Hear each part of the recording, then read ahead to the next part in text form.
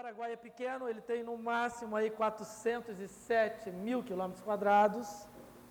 População é menor do que a população do Rio de Janeiro, tem menos de 7 milhões de habitantes. O clima é basicamente o mesmo que o nosso. O idioma, Guarani e espanhol. Dentro das pesquisas de missões, pastor, o Paraguai, ele tem, no mínimo, catalogada 13 etnias.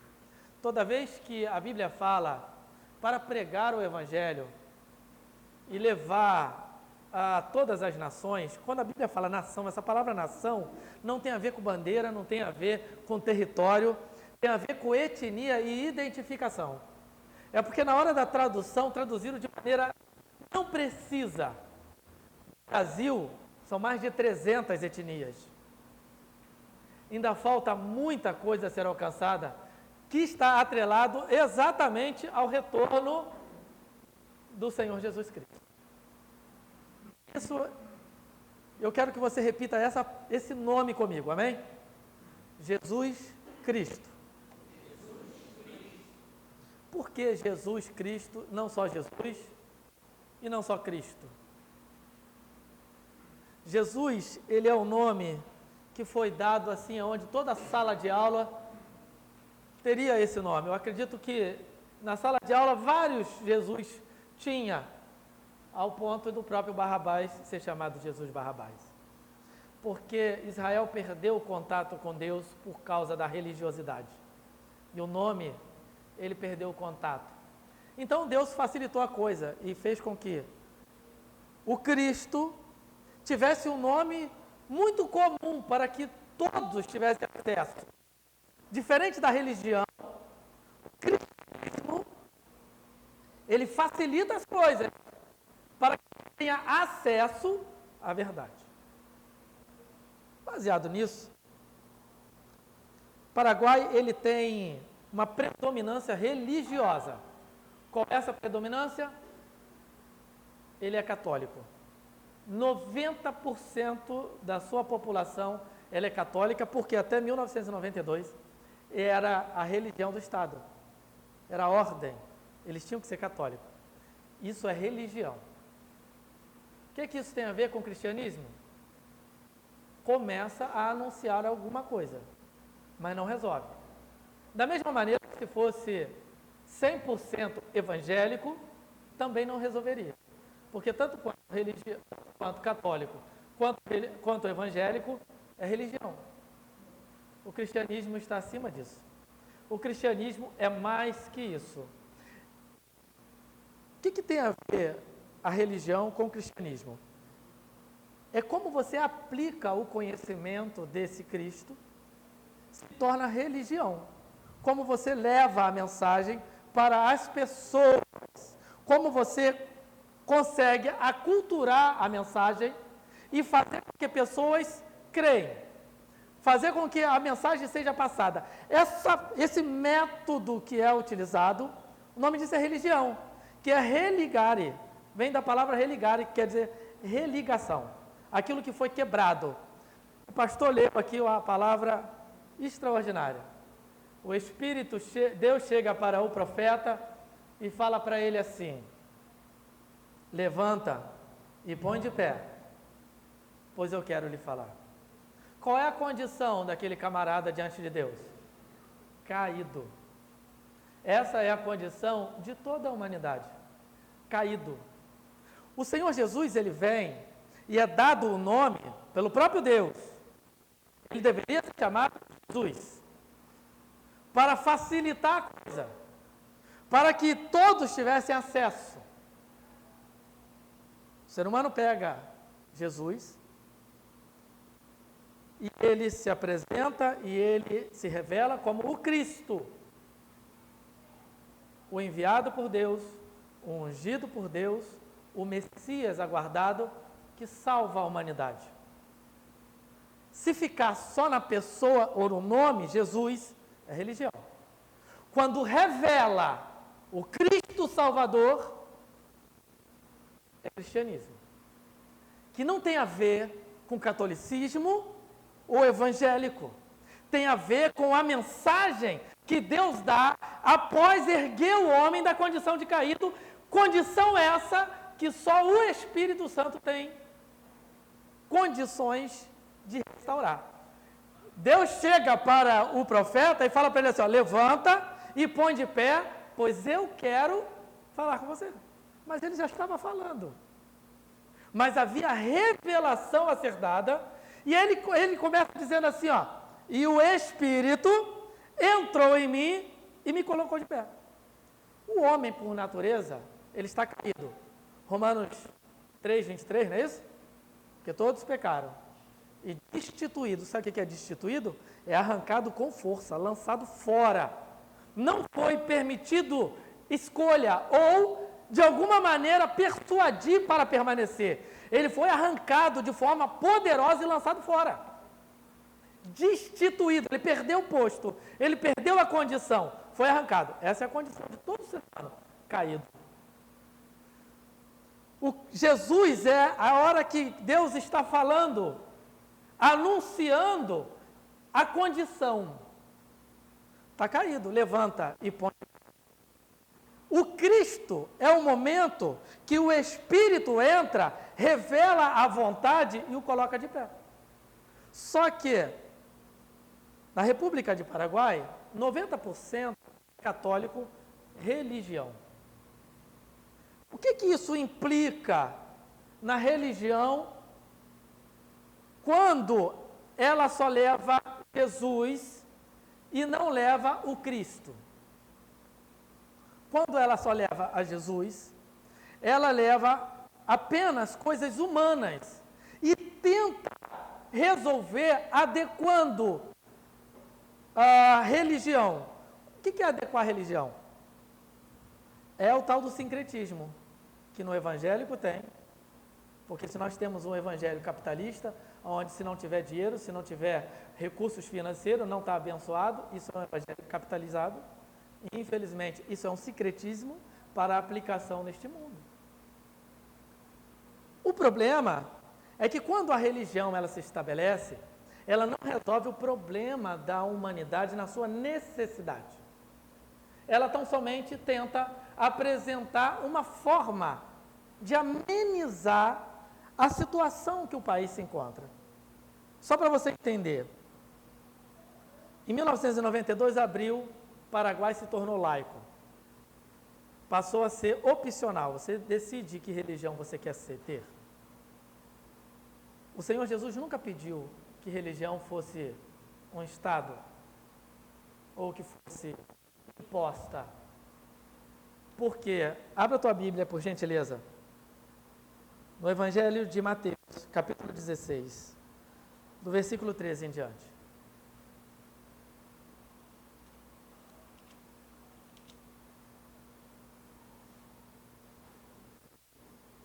Diz assim, ó, e chegando Jesus às partes de Cesareia de Filipe, interrogou os seus discípulos, dizendo, quem dizem os homens ser o Filho do Homem? Esse Filho do Homem é Jesus, ok? O que dizem as pessoas que o Filho do Homem, Jesus, aquele que se relaciona com os homens, é? O que a religião diz? E eles diziam, uns dizem João Batista, outros Elias e outros Jeremias ou um dos profetas. A religião, ela nunca consegue revelar o Cristo. Quando ele pergunta o que dizem os homens, quem é o Filho do Homem, ele está dizendo, como estão vendo o Jesus? Aquele que veio para se relacionar com a humanidade, aquele que veio abrir o caminho, aquele que tem um nome que facilita as coisas. Só que a humanidade não consegue enxergar o Cristo. A religião, os homens da religião, ele consegue enxergar coisas humanas, atrelar a mortos, atrelar ao passado, atrelar não àquele que vive, mas àquele que morre. Todos aqueles que estavam ali já estavam mortos. Todos aqueles. E isso é ruim. Isso é ruim. E isso é ruim até hoje. Por quê? Porque a igreja evangélica também prega um Deus que já está morto. Que, infelizmente, não tem poder para mudar a história de muita gente. Quando eu falo de religião, não estou falando da religião A ou B. Eu estou falando da religiosidade que não expressa a grandiosidade do Cristo Salvador, aquele que é ressurreto, que é vivo, que vence a morte, que não há problema que ele não possa superar, que ainda a igreja evangélica, que se diz detentora da verdade, ainda precisa descobrir. Quer ver uma coisa interessante? A igreja evangélica tem a mania de discriminar todo mundo e de se sentir muitas vezes a detentora do verdadeiro e puro e genuíno evangelho. Aonde ele está? Muitas vezes eu faço o mesmo caminho, que é apresentar soluções humanas para algo que é espiritual e eterno. Nós estamos falando que a igreja precisa sair da religião e apresentar o Cristo Salvador. Aquele que está acima da religiosidade, acima de bandeiras denominacionais, acima das coisas humanas e da interpretação de quem é Jesus pela ótica humana. Mas o Senhor Jesus, ele exige algo mais. E ele diz assim, ó, diz-lhes ele, e vós, quem dizeis que eu sou? O problema começa aqui. Bom, os homens dizem que eu sou muitas coisas, que não é a verdade, porque eles não me conhecem, não têm intimidade, não têm relacionamento. Coisas humanas. Todo ser humano, ele tem um posicionamento, ele tem a sua ótica, ele tem a sua visão. O problema é que quando você busca se relacionar com Cristo, com o Senhor Jesus, vamos botar assim, se esse relacionamento é real, e se esse é quem ele realmente é, se ele é o Cristo. Dá uma olhada. Por 16.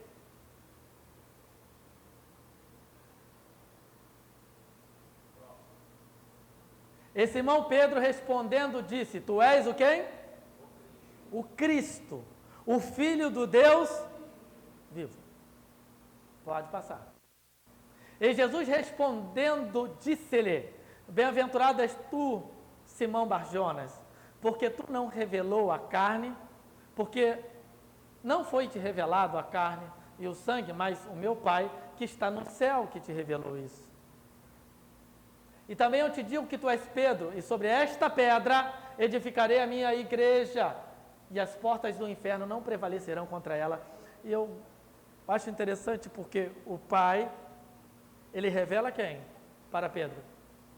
O Cristo, o Salvador, o Filho de Deus, não a religião, mas o Filho de Deus, aquele que é o que todo mundo aguardava, aquele que as nações aguardam, aquele que toda cultura, língua vai confessar. Meu irmão, escuta, a língua predominante e o povo predominante no Paraguai são os Guarani. Tem a sua influência, mas a etnia predominante é a Guarani, a língua predominante é a Guarani. E na língua Guarani, olha que coisa interessante, existe uma palavra chamada Tuupi, que significa Pai Supremo. Quem é esse? Na língua Tupi-Guarani, tem Tupã, que é Deus. E tem Tupanã, trovão. Quem é esse? Que quando fala, treme a terra, que os seus raios cortam os céus.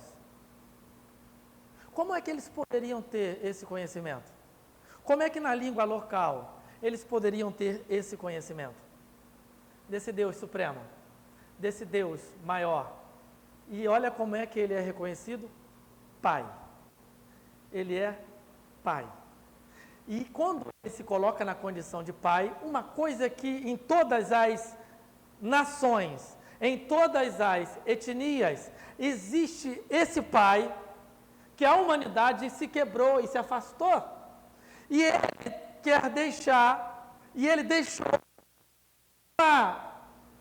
uma história ainda a ser contada, que esse Pai enviaria um filho para resgatar as nações, para resgatar aquela tribo, para resgatar aquela etnia.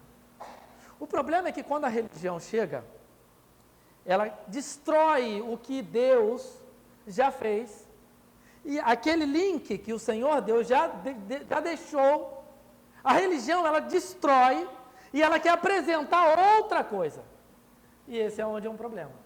Ele não se aproveita do que Deus já fez para apenas linkar o que Deus está trazendo, porque quem está trazendo o Cristo são aqueles que o Pai revelou, mas o Pai já havia se manifestado, porém ainda precisava a manifestação de quem?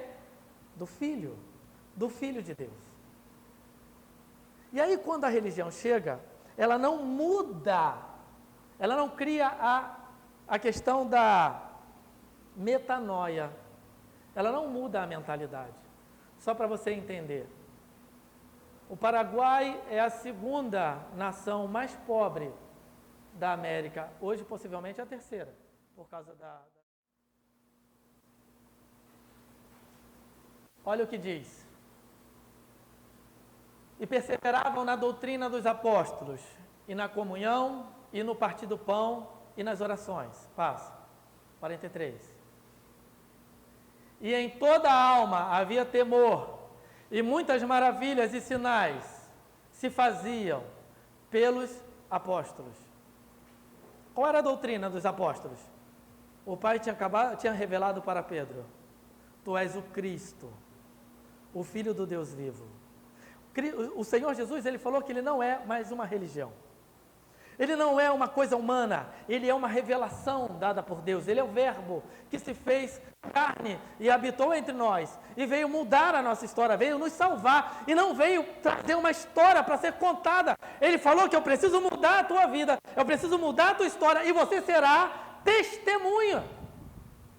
Você não vai ser um contador de história, você vai ser testemunho. Para isso, precisa ser o quê? Revestido de poder.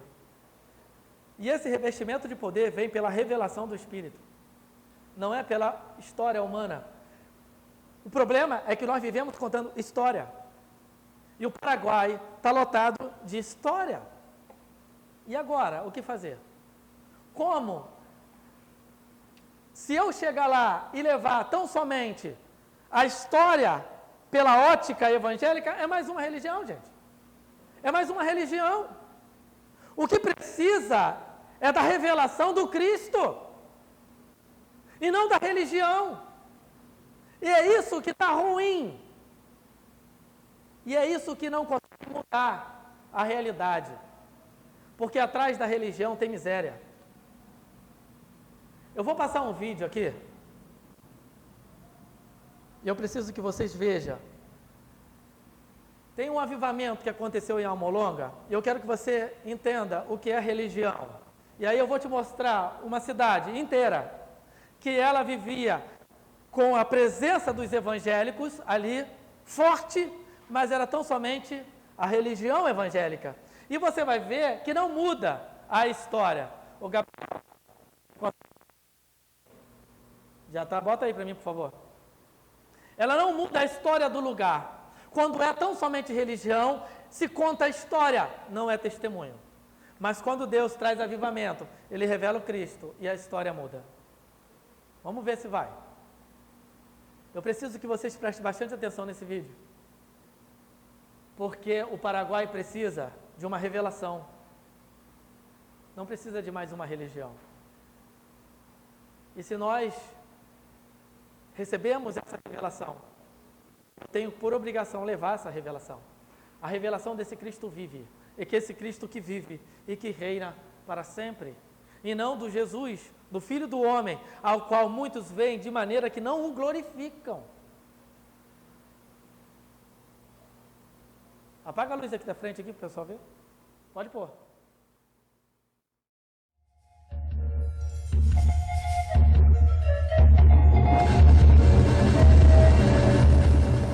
Almolonga era uma vila extremamente pobre. Era uma comunidade que vivia numa pobreza absoluta e no vício do álcool. Violência, ignorância, feitiçaria, ocultismo, adoração de ídolos. Dentro de poucos quilômetros, entraremos na cidade de Almolonga. Essa cidade de 20 e poucos mil habitantes fez uma escolha consciente de deixar de adorar os espíritos de seus antepassados. Como consequência, Almolonga hoje é uma das cidades mais limpas e prósperas da Guatemala. É uma cidade de igrejas.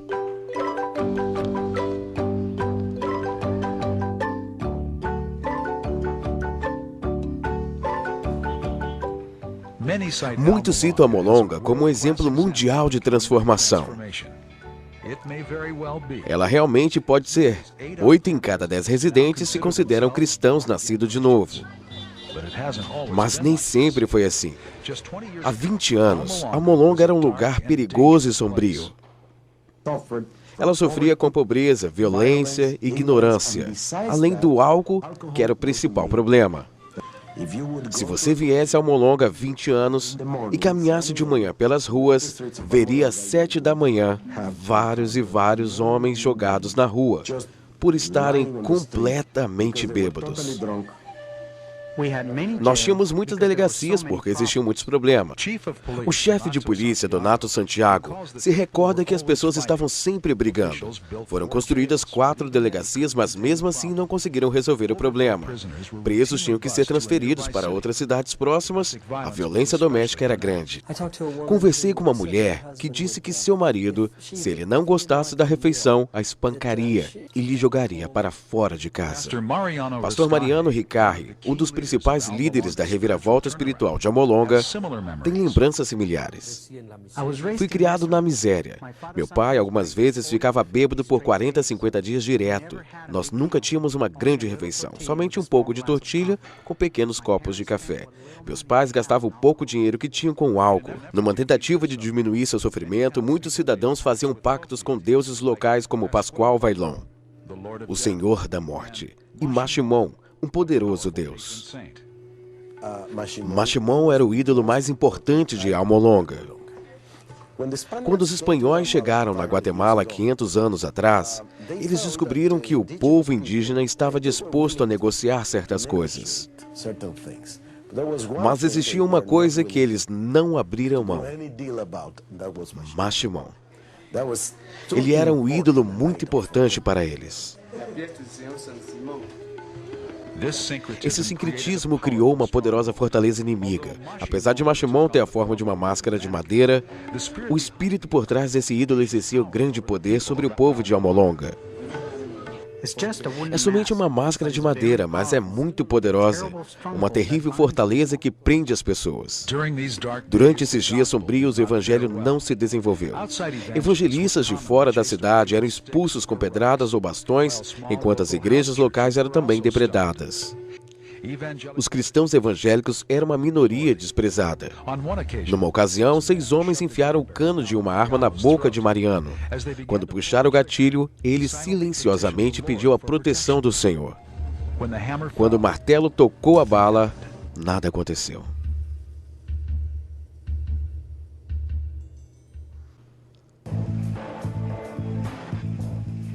Liberto da morte, o pastor Ricari chamou seu pequeno rebanho para orar. Era hora de quebrar essa cadeia de violência, superstição e pobreza. Quando os intercessores enviavam seus pedidos ao céu, eles eram cheios com uma fé sobrenatural. Nós dissemos ao Senhor que não era possível que fôssemos tão insignificantes quanto a sua palavra nos dizia que éramos, cabeças e não caudas. Nós mantínhamos um jejum por 3 a 4 dias por semana. Todos os sábados tínhamos vigílias de oração. Creio que foi assim que abrimos a porta. As pessoas começaram a ser libertas. Homens começaram a ser salvos e vir para a igreja. Foi uma bênção tremenda, tremenda. Um avivamento. Depois de muitos sinais e maravilhas acontecendo, e muitas libertações em massas da opressão demoníaca, as igrejas começaram a crescer. Is it true today that when people pray, cloudless skies will break, kings and queens will shake? Yes, it's true.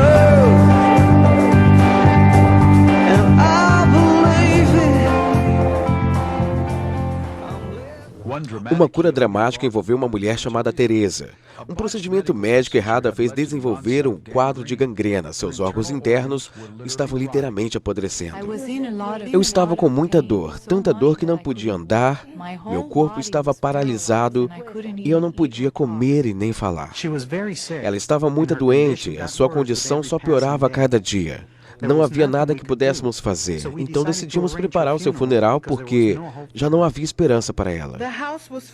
A casa estava cheia de parentes e vizinhos, todos pensavam que ela estava morrendo. O cheiro da morte estava em todo lugar.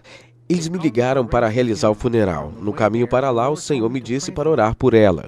Então eu fui até a sua cama e disse, em nome de Jesus Cristo, levante. E ela levantou imediatamente, totalmente curada. Eu senti um calor, então eu vi uma luz brilhante sobre mim, abri os meus olhos e então eu vi o pastor. Eu me alegro no Senhor pela minha cura e dou graças a Deus pela minha vida. Depois deles virem o milagre, minha mãe e todos os irmãos e irmãs se converteram. Com testemunho tão dramático, centenas começaram a entregar suas vidas a Cristo. Quando as pessoas viram que o Evangelho começou a mudar vidas, eles começaram a prestar atenção. As pessoas ficavam a cada vez mais atraídas ao Evangelho, porque viam a transformação na vida do indivíduo. Agora existem mais de 2 dúzias de igrejas evangélicas em Almolonga, uma cidade com apenas 19 mil habitantes. A igreja de Mariano Ricard, em Alcavário, tem um lugar para 1.200 pessoas e está quase sempre lotada.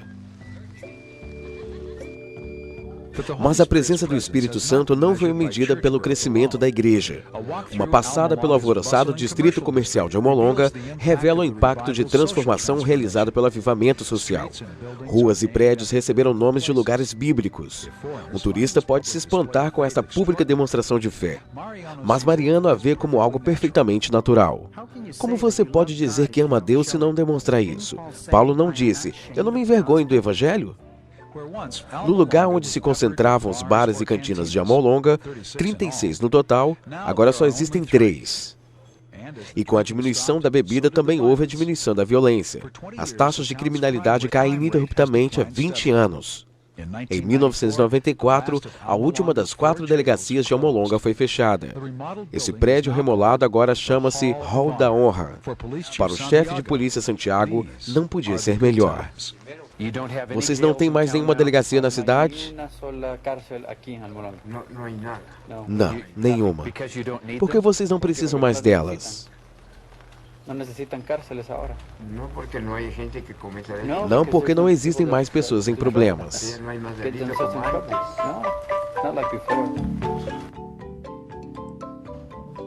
Até mesmo a base agrícola da cidade cresceu. Durante anos, os campos ao redor de Almolonga sofreram com uma combinação de uma terra árida e métodos de trabalhos ineficientes. Mas assim que as pessoas se voltaram para Deus, viram uma grande transformação em sua terra. Almolonga se tornou um vale fértil. Ele é tão fértil e a terra é tão boa que eles produzem os melhores vegetais. Eles fazem 3 colheitas ao ano e vendem seus produtos para Guatemala, sul do México e El Salvador. Antes da reviravolta espiritual, os agricultores exportavam 4 caminhões de produto por mês. Agora saem 40 caminhões da cidade por semana. Apelidada de Jardim dos Vegetais da América, a produção de Almolonga é de proporções bíblicas. Você tem que ver para crer. Beterrabas de 2 quilos e cenouras desse tamanho. É inacreditável. É maior que o meu braço. São produtos frescos de Almolonga. Intrigados pela dimensão desses vegetais e pelo aumento de 1000% na produtividade agrícola da cidade, pesquisadores americanos e de outros países estrangeiros vieram para Almolonga para descobrir o seu segredo. Mas a resposta não foi a que eles esperavam. A sabedoria que Deus deu aos agricultores de Almolonga produz melhores colheitas que os métodos científicos conhecidos. E os agricultores constantemente dão glórias a Deus por lhes conceder a esta colheita abundante. Antes, quando da plantação à colheita do rabanete, gastávamos até 60 dias.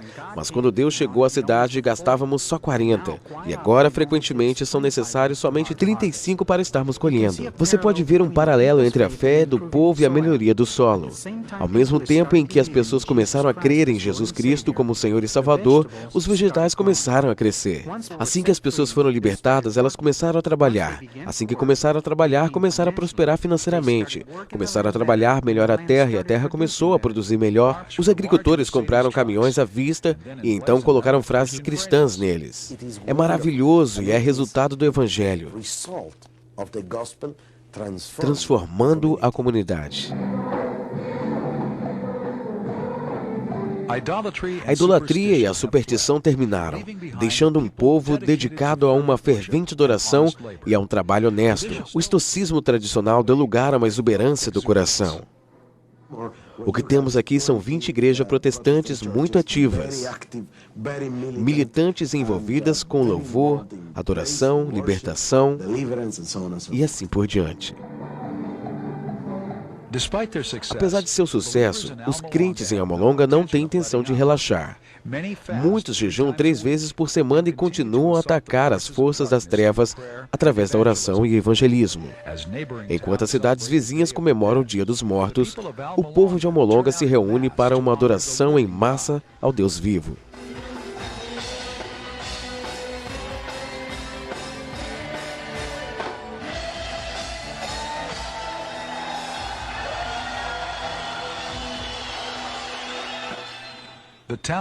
O prefeito recepcionou uma multidão de quase 15 mil pessoas na Praça do Mercado. Eles se reuniram para orar pela expansão do Evangelho em seu vale e ao redor do mundo.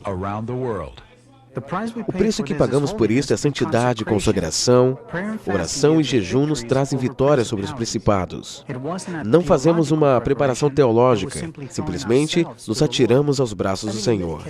Eu consigo pensar em muitos casos em que, quando falamos sobre transformação de uma comunidade, temos que travar uma batalha contra a incredulidade. O nosso Deus e o Evangelho são poderosos o suficiente para verdadeiramente impactar nossa comunidade.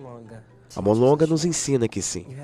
Nós tínhamos uma comunidade entregue à idolatria, feitiçaria, alcoolismo, famílias destruídas. E agora, temos uma comunidade transformada. E esta é uma boa ilustração para dizermos que sim, Deus pode fazer isso ali, Ele pode fazer isso em minha comunidade. Deus nos levantou e precisamos tomar vantagem dessa oportunidade. Somos a geração que Deus vai usar para a transformação, não somente de nossa comunidade, mas do mundo inteiro. É um espetáculo maravilhoso ir e ver o efeito do Evangelho. Porque você pode realmente vê-lo, e é isso que queremos para nossas comunidades, para as nossas cidades e nações. Amém, queridos? Aí você entende. A igreja evangélica estava presente ali, mas era religião. Não muda a realidade de lugar nenhum quando a religião está presente. Mas quando o Evangelho revela o Cristo, ele liberta as pessoas e transforma o lugar. Ele remove toda a força opressora que a religião convivia. A religião consegue conviver com as forças opressoras. O cristianismo é governo. Quando o Senhor Jesus fala para os discípulos, fala: tu és o Cristo, o Filho do Deus vivo. E Cristo fala para ele, então, sobre esta pedra edificarei a minha igreja. Essa pedra é a revelação que o Espírito dá da pessoa de Cristo sobre os homens. E é sobre essa revelação que a igreja, que é um departamento de implantação de reino, que eclésia quer dizer isso, é com essa revelação que nós partimos contra as potestades e principados e as portas do inferno não prevalecerão. Enquanto a igreja e a religião estiver dominando, ela convive com o mal na sociedade. Paraguai, ele convive com o mal, a miséria, assim como o Brasil. Nós precisamos entender que a revelação do Cristo, ele tende a transformar o lugar numa totalidade. Porém, para isso, ele precisa mudar a revelação. Se o que eu estou vendo de Jesus é o que o homem caído vê, não há diferença. Mas quando o que eu vejo de Jesus é o Cristo revelado pelo Pai, ele transforma e cura. Ele muda toda a realidade. E é isso que a igreja tem que se despertar. Nós estamos com um trabalho lá. O Ministério Eclésia já tem um trabalho lá.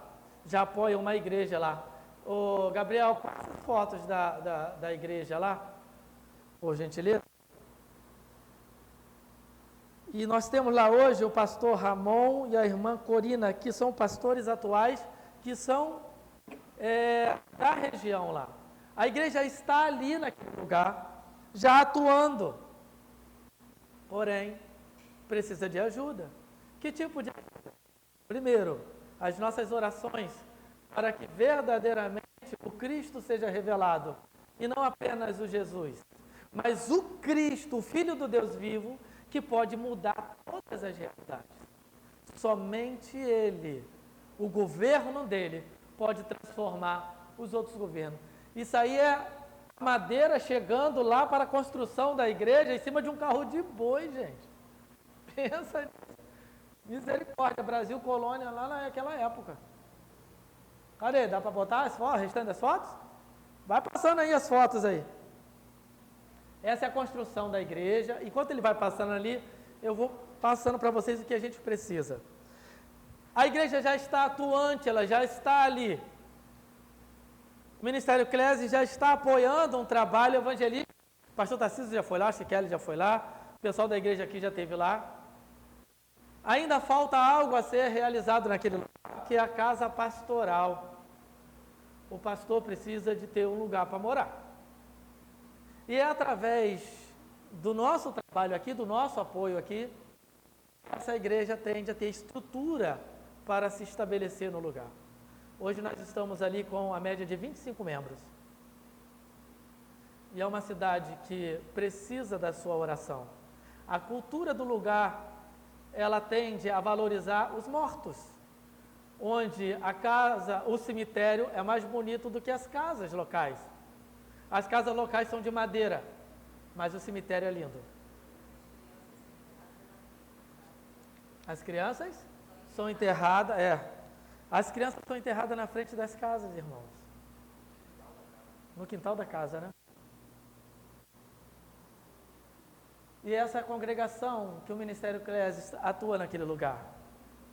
Precisamos de ter oração para que o Senhor Deus tenha misericórdia e revele o poderoso Cristo que transforma a realidade, aquele que governa e muda a realidade de lugares. Porque no nome do Senhor Jesus Cristo não podemos ser mais uma religião conivente naquele lugar, mas temos que ser a igreja, a revelação do Cristo vivo, daquele que venceu a morte, do governador de todas as nações, para que no nome do Senhor Jesus Cristo aquela realidade seja transformada.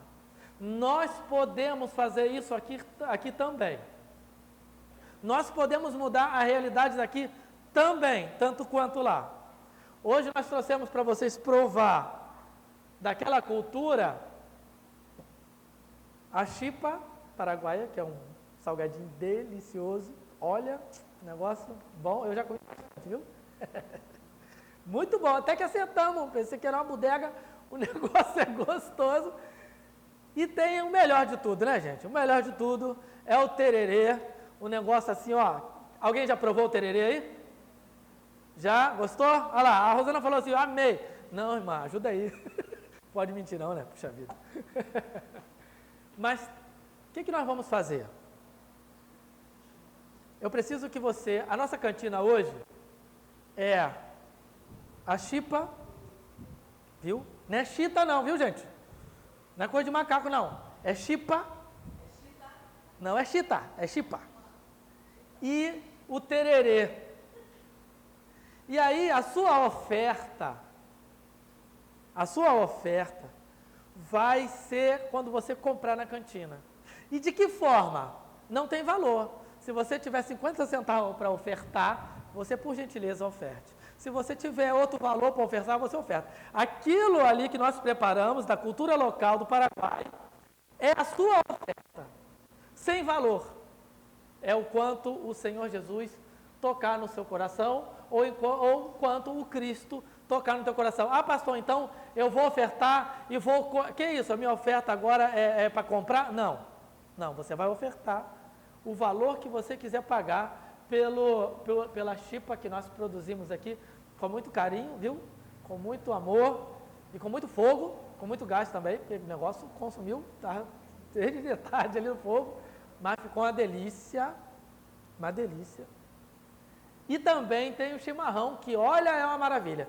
Então você vai fazer assim, ó, você vai ofertar hoje, nós vamos orar pelas ofertas, mas você vai ofertar hoje, no momento de você receber a sua parte na cultura paraguaia. Pastor, eu não tenho nada para ofertar, mas você vai ofertar a sua oração e você vai receber aí a sua chipa e o seu tererê. O tererê, então, você não pode deixar de receber, você tem que provar. Eu quero que você vá lá visitar a nossa igreja, eu quero que você vá lá, estar em oração naquele lugar, e como é que você não prova da iguaria? Ah, pelo amor de Deus, você precisa participar em nome de Jesus. Amém, queridos? Então, nós vamos orar, e nós vamos ofertar ao Senhor Jesus, e nós vamos participar da alimentação local, cultural daquele lugar. Tem que participar. Olha só, não pode dar uma bicadinha não. Ó, irmão, pelo amor de Deus, o negócio tem que ser caprichado, hein? Amém? Então a sua oferta se reverterá em ajuda para o ministério lá. Nós estamos precisando construir a casa pastoral lá. Amém? Precisamos da sua ajuda no nome de Jesus. Juntamente com essa condição de o Evangelho transformar a realidade, nós estamos lançando hoje um projeto que já foi falado na escola dominical também, né, pastor? Mas já está sendo desenvolvido no próximo culto de missões. Nós estaremos em atuação numa missão local. De que maneira? Nós estaremos distribuindo o café da manhã, 7 horas da manhã, em Nova Iguaçu, para morador de rua. Domingo passado, para testemunhar isso, na hora do café da manhã, chegou um morador de rua aqui, tomou banho, pegou roupa e voltou hoje, né?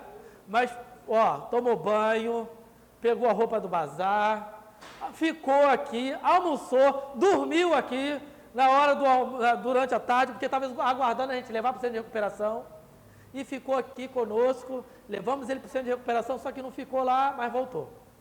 Mas qual é a proposta de nós levarmos o café da manhã para no mínimo 150 moradores de rua? É para alimentar ele? Tu acha que um café da manhã vai alimentar um morador de rua? Óbvio que não. Mas é uma forma de nós chamarmos a atenção dele para uma proposta. Para primeiro, apresentar o Cristo que muda a história deles, ao qual nós conhecemos porque mudou a nossa. Em segundo lugar, para dar uma opção de mudança de vida. Quem tem carro, esteja à disposição, porque nós estamos em contato com o centro de recuperação aqui em volta, e aqueles que ali estão. Ontem nós tivemos aqui o dia inteiro por causa do bazar, fizemos almoço aqui. Tu acha que bateu na porta da igreja o quê? Um morador de rua. Demos roupa, demos comida para ele almoçou aqui ontem também. Passei o dia inteiro na igreja ontem, e aí novamente foi outro. Bateu na porta da igreja e almoçou e pegou a roupa, foi embora, está alimentado. E a igreja tem que ser esse socorro. E nós estaremos no próximo domingo do culto de missões, no mês que vem, nós 7 horas da manhã estaremos em Nova Iguaçu, ali na Praça da Liberdade, distribuindo o café da manhã. Eu vou estar vendo no SEASA a doação de fruta, porque nós vamos fazer um saquinho com pão e fruta. E aí a gente já vai com o saquinho pronto, a gente só vai servir na hora o café com leite, e aí precisamos de doação. Quando? Vai ser no 3º domingo de março, no caso, que é no culto de missões. E a igreja vai sair em missão na parte da manhã para distribuir. Porém, não é para dar café tão somente, é para dar uma oportunidade para eles mudarem de vida, ao qual exatamente isso nós vamos fazer, convidá-los a querer mudar de vida. E se eles quiserem, porque a maior parte dos moradores de rua são dependentes químicos, e muitos deles precisam se internar para sair disso. Nós vamos orar pelas pessoas, nós vamos abençoar as pessoas, e nós vamos dar essa opção. E você que tem carro, no nome de Jesus, venha, traz o teu carrinho, encapa ele de saco plástico. Por quê? Porque dali, se alguns quiserem ir para um centro de recuperação, nós estaremos encaminhando eles para o centro de recuperação. E depois aqui, na escola dominical, todo mundo no nome de Jesus. Ok, queridos? E aí no decorrer do mês, a gente vai estar terminando de falar sobre o projeto, mas fica já em oração, porque no terceiro domingo do mês de março, nós estaremos iniciando o projeto da transformação em nome de Jesus, amém? De muitas vidas através desse trabalho social, amém? Fique de pé, vamos dar um aplauso ao Senhor Jesus, pois é digno de toda a honra e toda a glória. Glória a Deus.